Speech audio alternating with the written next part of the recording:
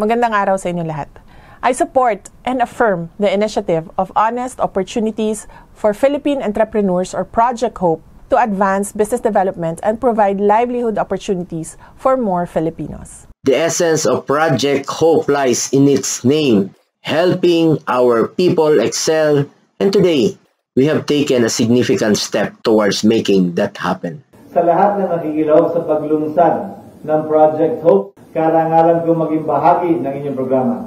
Project Hope officials, thank you for giving hope to underprivileged Filipinos. And thank you for being our partner for change. Hindi po natin magagawa ito mag-isa kung hindi po tulong ng mga private sector.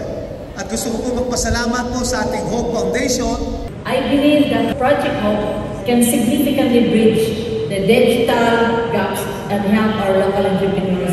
Project Hope is here to help you with the proper guidance, support, and tools that you need. Dahil dyan sa tingin ko, they deserve a warm round of applause. Sa palakpakan natin ang Hope Foundation. Partnership po nila sa Hope, Honest Opportunities for Philippine Entrepreneurs. Sa panguna po ni Dr. Philip Bautista, palakpakan natin. From the bottom of my heart, in behalf of the city officials of Toledo, daghang salamat sa inyong pagtanaw sa taga Toledo. So nagpapasalamat kami sa ating panauhin na nagkaroon sila ng pagkakataon. Maraming salamat po. Ang kagandahan rin po nito, hindi nyo naman po kailangan pumasok ng 8 to 5. Tayo nagpapasalamat sa Project Hope. Project Hope, takpakan naman po natin sila.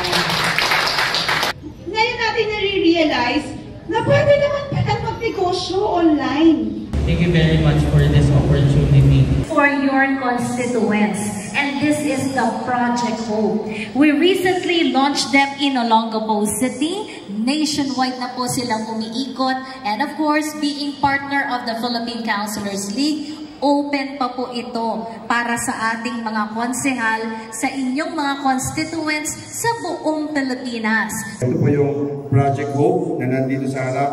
Palakpakan naman po natin si Sir Philip na nandito. I hope po, pag nakapasal po ang Project Hope po sa inyong lugar, maintindihan ko na itong project po na ito is really by helping po yung ating mga constituent po to provide livelihood. Yung maibibigay po kami sa inyo na medyo permanente. At yan po, dyan po pumasok ang project ko.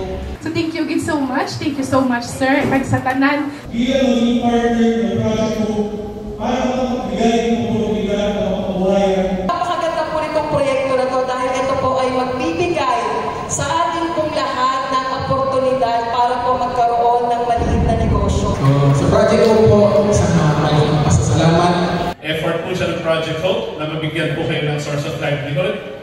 Effort rin po siya ng PCL para makatugon po sa mga kailangan po ng mga constituents natin sa buong Pilipinas. Sa aking kaibitura ng aking puso, natutuwa ako na marami pong natutulungan ang proyektong ito.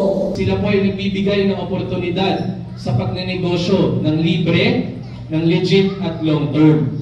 Unang-una, siyempre, nagpapasalamat po tayo sa Project Hope kasi binigyan niyo po tayo ng pagkakataon. Alam niyo po, kayo po ang una. Today, to launch the Project Hope dito Ciudad de Baguio.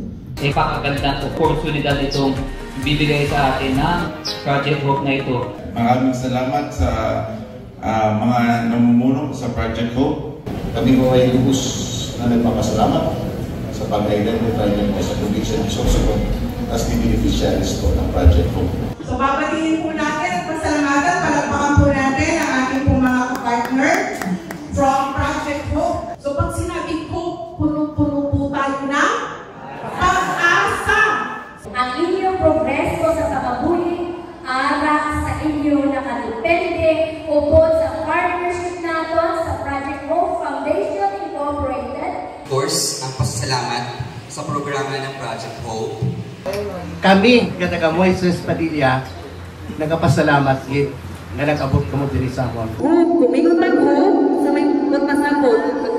Paglaong salamat kay Ma'am ug Sir sa paglaong inyong gihatag diri namo, no?